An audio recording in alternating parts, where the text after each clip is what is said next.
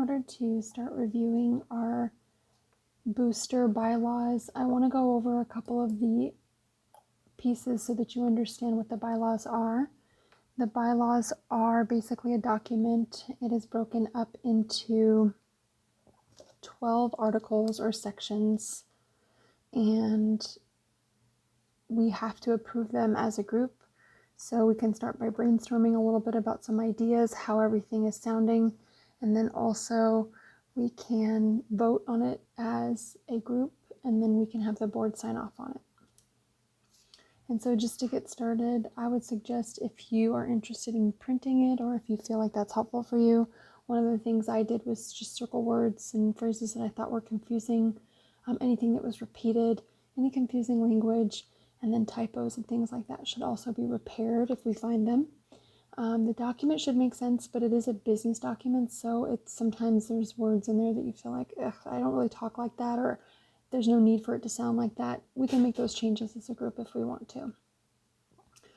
Typically, the officers will meet and review the bylaws once a year, and then they will request that the members approve it at the next meeting. So that might happen, like in August, for example. But we'll review them together briefly. So the first section is Article 1, and there's one section there, and it basically just tells you the office address. It tells you can move the office if you want to, and that you will need to write down the new address in the bylaws. Article number 2 has 4 sections, and it basically tells us that what the group is about, the goal and mission of the group, that no one can earn money for serving and helping on this committee and this group, and that when we do close this booster club forever, that we have to reallocate the money and the property that belongs to the group to another nonprofit. We can't keep any of it.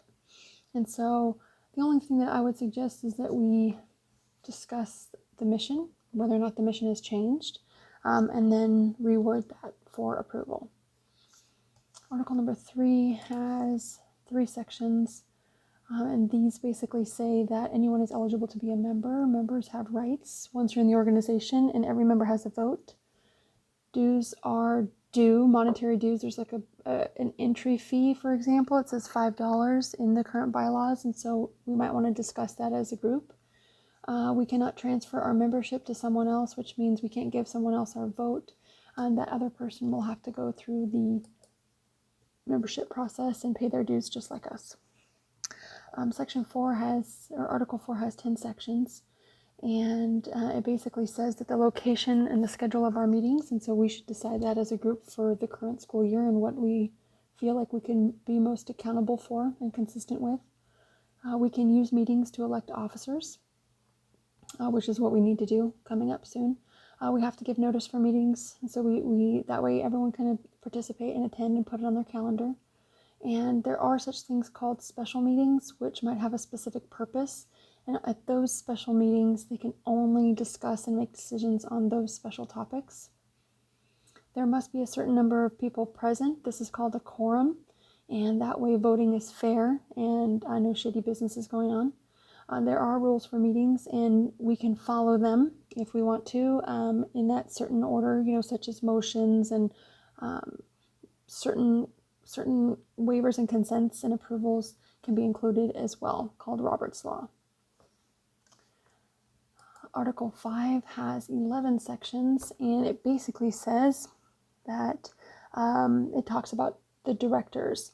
And so in our specific situation, directors don't necessarily apply because our directors are the board officers or the board of directors, but just so that you know a little bit more about it for the future, any other board that you might be on, there's directors which are appointed by shareholders in a corporation to see the management of the corporation.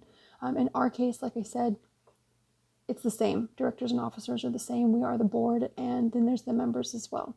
And then there's the shareholders in a corporation where they own the company. Like Winco, for example, all their employees own the company, and they've exchanged some type of asset or money for a piece of that company. In our situation, we could say that the students are our stockholders because they have a big, asset involved. They have a part of the school, and so we're trying to support them and their team. And so we can elect directors, but there is a process for that. So like I said, the officers, directors, we have to follow the process. We can nominate them and vote for them, or the person can nominate themselves, and then we still vote for them as a group. Directors do not get paid. There is a time limit for each term. Directors are required to be present at meetings, and they can call a meeting at any time. A director can resign with written notice. Article 6. Well, going back to number 5, I would just consider that if we're going to add some offices, that we consider changing the number of seats. It says 4 currently. And then we also talk about how to resign, just to make sure that everyone's familiar and knows how to do that and provide that written notice. And so in our case, Article 6 and Article 5 are very similar. They're pretty much the same thing. And I think that is a little bit redundant, but I don't want to take anything out in case for some reason the original founders put that in there on purpose. But officers are what we are going to call ourselves. And we are the board members in this case. So the same overall rules apply as the previous article, number 5, but the rules here are defined, and so we can add or change these in the bylaws, and we can decide if we need those offices still. We do not get paid to serve on the board, like I said, and we may want to consider the titles, the names of the roles, or the overall structure. We can make those changes now before we sign the bylaws into effect. I would suggest that everyone just kind of have some faith in yourself and the skills and abilities that you have. Not everyone has to serve in a full position, but you can be very involved as a member. It just depends on what you're interested in. And so in our bylaws from 2019, there were 4 roles listed, and those were president, vice president, secretary, and treasurer. One of the things that was at the meeting was the communications officer. That was not listed in the bylaws, but like the email that I sent, we could definitely set something like that up. I would also suggest that we talk a little bit about committees and how we can involve students through an advisory committee of students and athletes. Article number 7 basically says that the committees are not the same as a board of directors. So the board is like the leading group, and they can sign things and they can participate in some of the management of the group, like going to the bank and things like that. But the committee is also a great tool because they can delegate the workload. So we can provide like a fundraising committee, for example, or the student committee, and they will be the ones that are going out and talking to other students, actually discussing fundraising ideas with their peers and getting other students to participate in things like concessions. We can set up projects and then assign tasks based on interest by using a committee. But this specific article states that a committee is not the same thing as a board of directors. Basically, a committee is like a group under members that are working towards this special project. And here we want to consider, like I said, a student advisory committee or some type of special project, like maybe the concessions committee, and they handle all things concessions, for example. That's just an example. Article number 8 is the indemnification. That's basically liability insurance. And these 3 sections say that there are certain protections that you have as members, but you cannot break the law and expect the organization to cover your legal fees. Article 9 has one section, which is the fiscal year. And the fiscal year for this organization is July 1st through June 30th at this time. I'm fine leaving it that way. This really doesn't mean very much. It just means that the beginning of our year is July 1st, which works perfectly for the school year anyway. And I would suggest that we are very specific in appointing a tax return and financial review meeting to go into our bylaws so that it's set and it's something that we can count on every year to make sure our taxes get done on time. Article 10 is the article that tells us that we can amend our bylaws, and it has one section, and it basically says that you can amend or change these bylaws with a proper procedure such as voting. So that's what I would like for everyone to do, is to review these so that we can vote on them at our next meeting when we, after we have a fully filled board of directors. So article number 11 has 3 sections. And those basically say that we cannot change the original documentation, the Articles of Incorporation, which were completed when the organization was first founded. Not really sure why this is included. Not sure why we wouldn't be able to change the information to reflect what's currently happening. But I'm not really worried about it if we just want to leave it the same. The last section was very hard to understand, but because I don't really want to, I'm not interested in pushing this envelope and challenging this clause, we could just leave it alone if you want to. That's perfectly fine.